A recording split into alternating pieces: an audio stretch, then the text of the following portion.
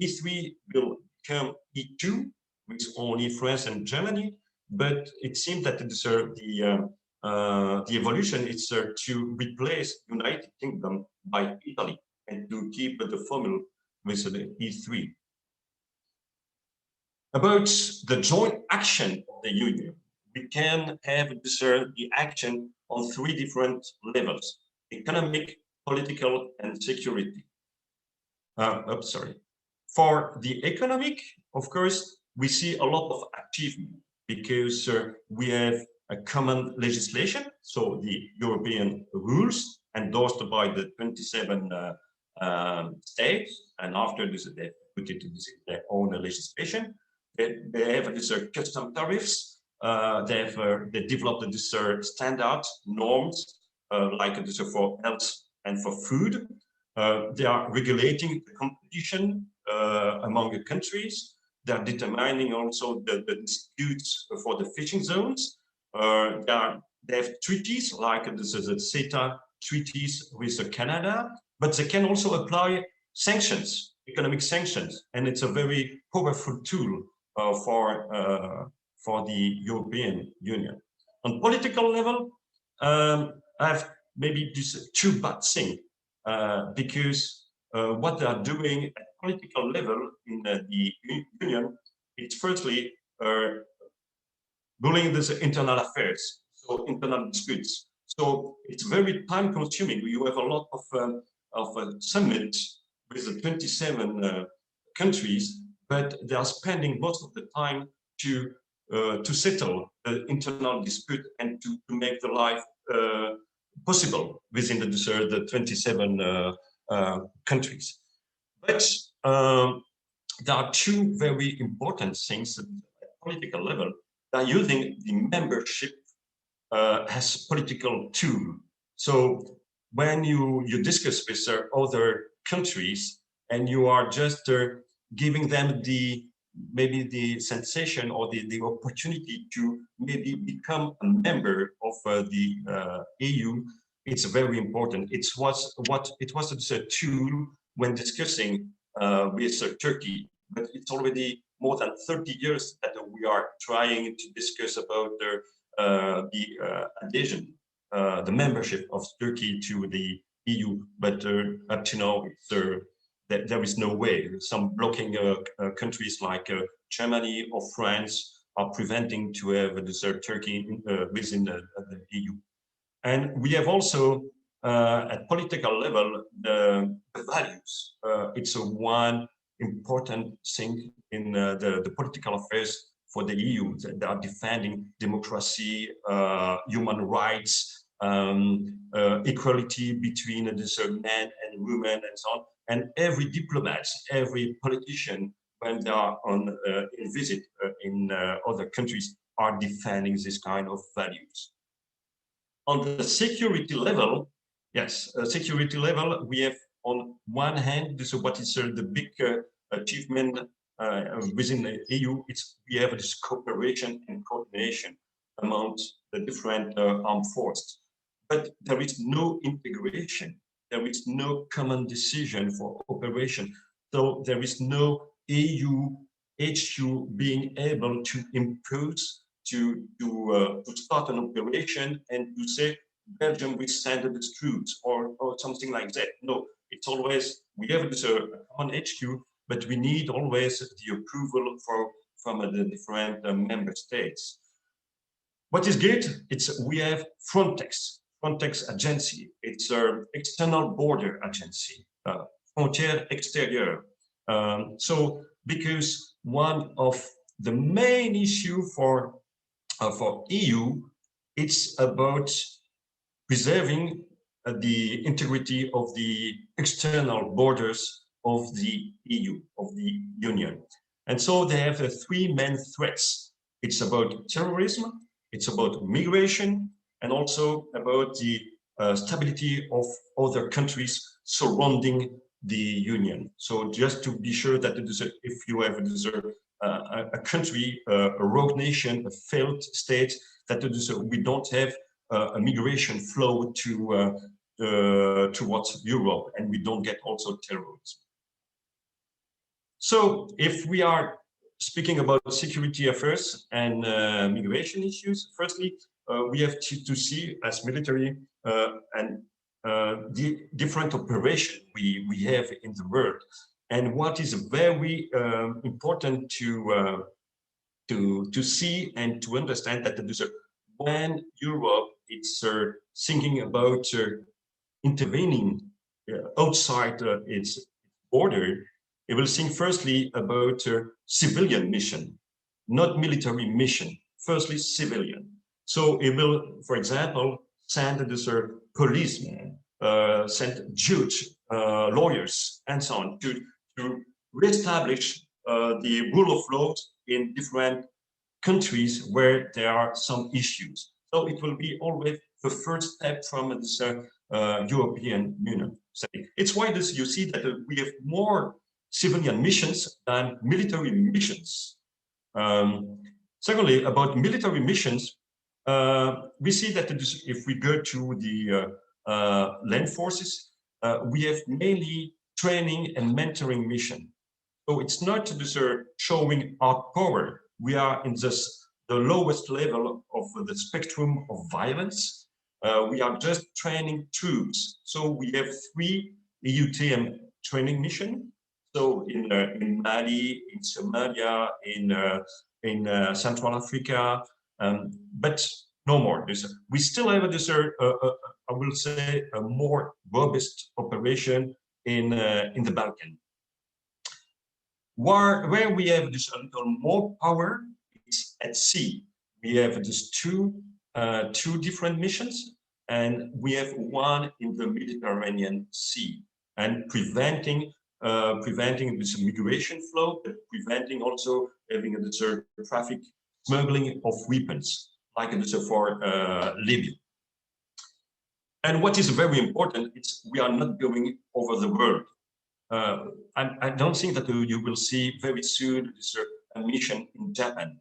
No, the European mission in Japan, even if it's I know there is no reason, but even if you should have a reason to intervene in Japan, they will not go. They are just keeping it around Europe. About migration, yes, it's the nightmare of Europe. Firstly, internally, because we have internal migration, but we have also migration coming from outside, and it's about the burden sharing and so on, because we don't know, and it's why it's a real problem. We don't know how to share the burden when we get the migrants inside Europe. So, of course, migrants are coming through the external borders, and so we have a lot of countries facing the direct flows of migrants. It can be Spain, Italy, or Greece, mainly. It's the 3 main doors to Europe. Of course, we have controlled and uncontrolled immigration. Controlled immigration is not posing any problem, and it's also required. What is the main threat? It's the non-controlled immigration. And of course, we have we can divide it in different. We can divide Europe in different parts. So we have people facing some populism because of the economic situation in their country, and so they want to blame the migrant about the economic situation and so on. And so, yes, it can be a problem. But for some other countries, migration is also part of the solution, and it is great to understand, because we need in Europe to have some population growth. If you look at this as a perspective towards 2050, everywhere in the world, the population will grow, except in Europe, will stabilize or even decrease. And for the economic growth, you need to have laborers. And so you have some countries, the ones having the best economic, demanding to have this more flow of migrants, just to have this the workforce to be able to have an economic growth. It's the case of Germany. Germany is appealing some migrants. Sometimes it can be an internal dispute in Germany between the policy of Merkel and also what they are thinking in the different London. But yes, migration can be also a part of the solution. If we see about the dispute, we have also to look at the workflow of migrants. Like I said, we have the different doors to Europe with Spain, with Italy, with Greece. Also, we have Malta, of course.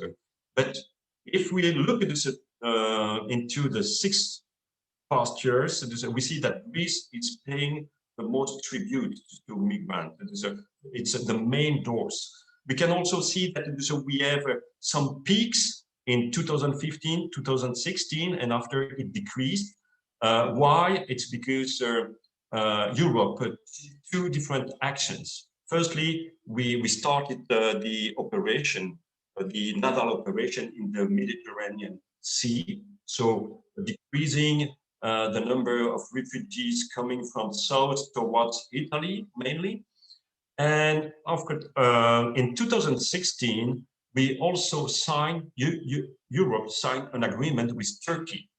This agreement was was arranged by Merkel.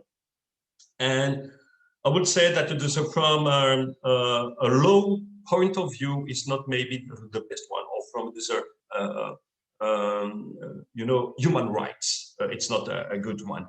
So if I have to summarize this treaty, this agreement, it's when Turkey say, I will prevent having this migrant crossing the border towards Greece, and I will get it back. Every migrants coming and sent back to Turkey, I will welcome it. But you have to take this, for each migrant coming back to Turkey, I will send you 1 Syrian refugee to Europe. So it's a deal.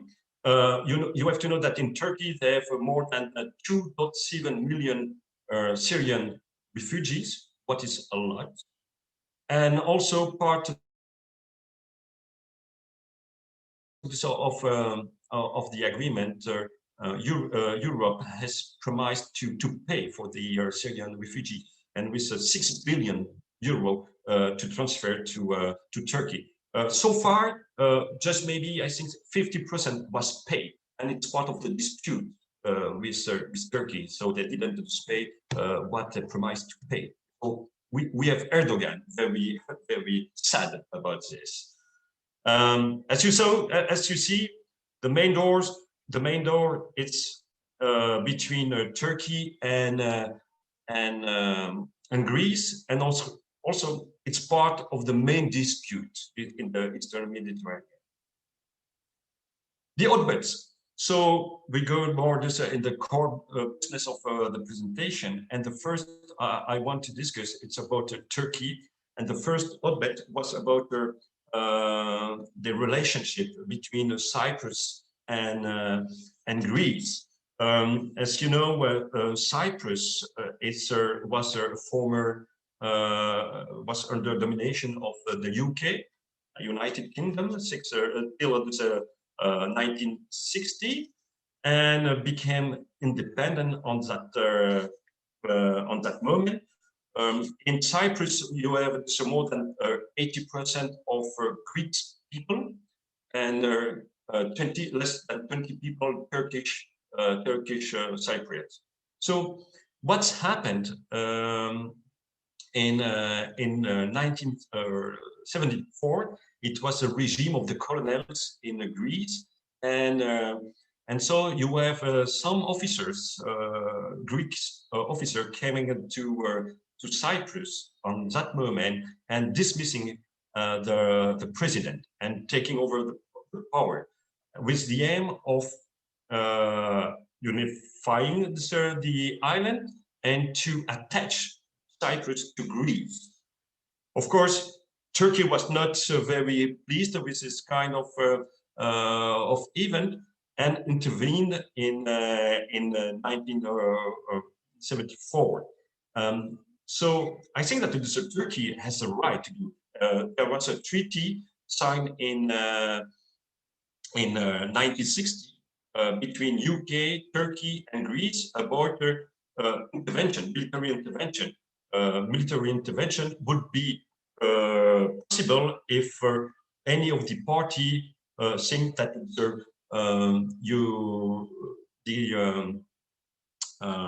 the law is no more respected. So Turkey intervened, and Turkey was close to be at war with Greece at that moment. And so we had to do an intervention from NATO. NATO, not a military intervention, but NATO ordered Greece to withdraw from Cyprus. And Greece did it. So what was the consequence of this? Greece withdrew from NATO in 74, and just joined again NATO in 80 after Turkey lifted the veto. So it was a very big thing. But you see that Cyprus is still in conflict zone for Turkey and Greece. The second part, and Professor Umberto touched a word about, it's about the territorial water between Greece and Turkey, and also about the exclusive economic zone. As you see, since 47, a lot of islands were ceded to Greece.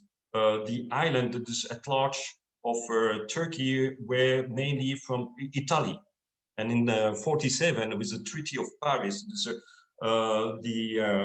the island became this Greek island.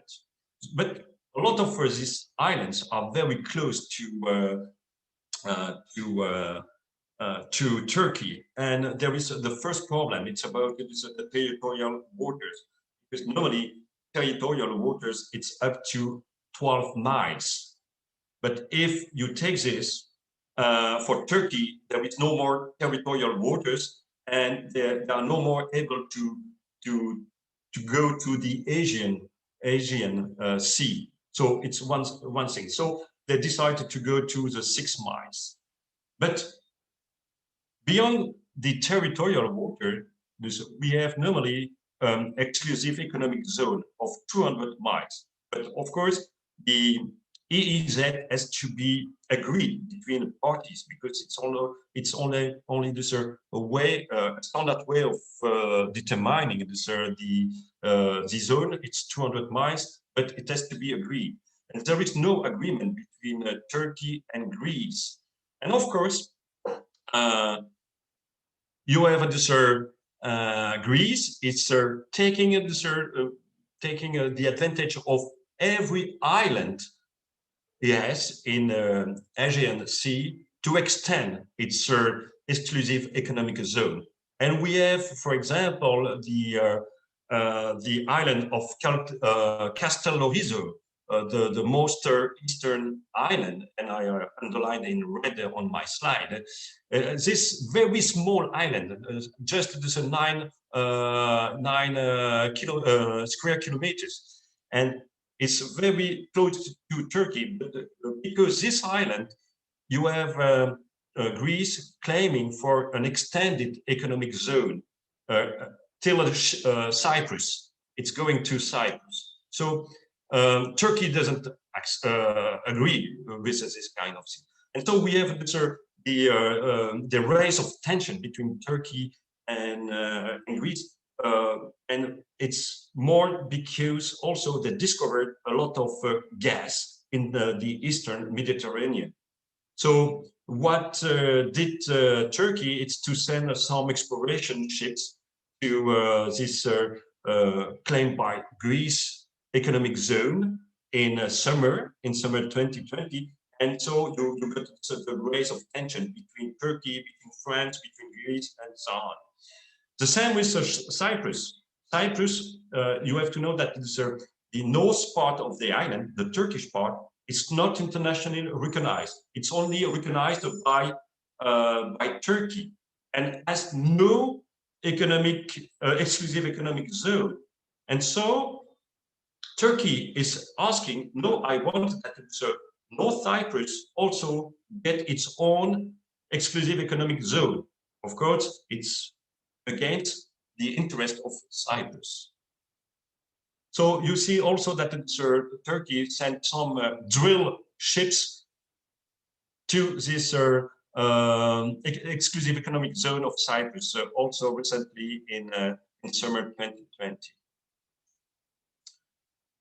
I think that we already discussed this part with Professor Umberto. It's about the fact that Turkey made also some agreement with Libya to have to determine an exclusive economic zone.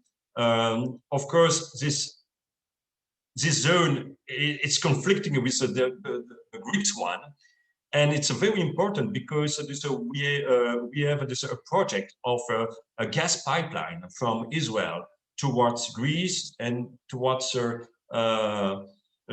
Europe. And because this agreement, it makes this gas pipeline not possible.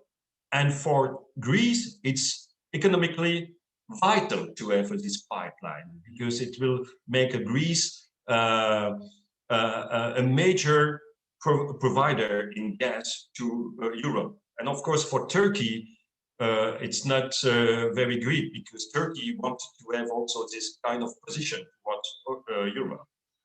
So what we had, it's some European Union reactions, but it was very difficult to get some actions against Turkey because, of course, we have the migration flow. So Germany is not very pleased if we have to raise some sanction. And also you have to know that Turkey is planning to buy 6 submarines in Germany. So it makes also this very complicated.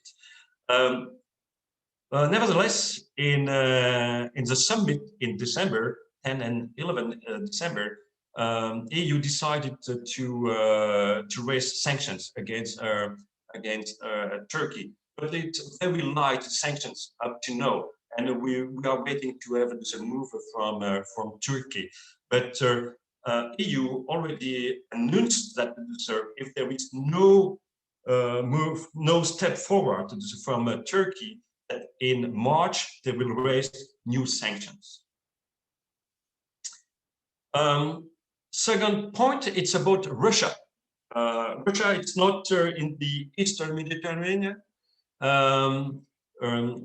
You have Russia, it's about the Black Sea, but you know that Russia, it's everywhere in the Mediterranean Sea. We know that it's, they are in Syria, they are in Libya, and it's, of course, the way they are doing, it's not the way that EU is wanting.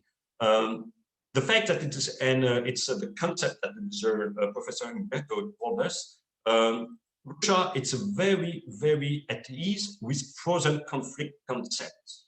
It's the way Putin is trying to annoy everybody. It requires very few military efforts, and after is just standing in the place, just standing there. If we see, for example, in Libya, Russia deployed some fighter jets, and they deployed but never used. So it's a way of just having acting a presence, but not engaging very hardly in the conflict. So it costs nothing, but it's very important. And of course, this, for Putin, it's a way of being able to conclude some agreements with different countries. Like in Libya, is aiming to get some access to naval bases or land bases and so on. Like it did in Syria with 2 different bases he succeeded to get for 50 years, and it was of course this against Turkey. I want to highlight also this, the relationship between Russia and Turkey, because we can ask if Turkey and Russia are friends or foe or enemy. They are very main economic partners. If you see about the gas, so Russian gas is flooding Turkey. We have also Russia, it's building a nuclear plant in Turkey. We have this also on agriculture. We have exchange of food, but also a lot of Russians are coming in, visiting this Turkey for tourism and so on. So they have very strong economic ties. But at the same moment, for Turkey, Turkey doesn't like the military pressure from Russia, because you see Russia everywhere around Turkey. You see in Syria, Libya, and so on, and it's posing a threat to Turkey. So they are now at odds in Turkey, in Azerbaijan. You know, there's a conflict in Azerbaijan with the Karabakh conflict between Azerbaijan and Armenia. So they are just in opposite, but very close to Russia. So they are not very pleased. And the second very big issue for Turkey and Russia, it's Ukraine, because Turkey didn't recognize the seas of Crimea by Russia, but also have now some military agreement to provide drones to Ukraine. So Turkey is giving weapons, selling weapons to Ukraine to fight Russia. So yes, it's a very big issue. Last point is Libya. Libya, I think that Professor Umberto talked about Libya for a while, and I think that we have this the same view about the different partners at the different sites. And of course, he mentioned about the presence of France aside after, and we had Italy on the other side, but also Germany. Germany is also supporting the official government. You have to know that there is only one official government recognized at the United Nations, and it's the one supported by EU and by most of the countries. And it was the first things. It's when you have EU supporting the GNA, and you have one of the most powerful country of the EU, France, supporting the other side, it's making something that is very difficult. And also this because France has also is a permanent membership of the United Nations Security Council, so the veto right and so on. So when you have such a nation standing on a side, it means something. So it's the big issue. I would just say from a European point of view, the fact that France is standing on Haftar's side, it's about mainly about jihadists, about Muslim brotherhoods. It's against the political Islam. It's one main thing. And what is the rationale behind this? They don't want to have the same mistake like in the Syrian conflict. In Syria, at one moment, we had this Turkish intervention against the Kurds. And it was against what the other parties decided.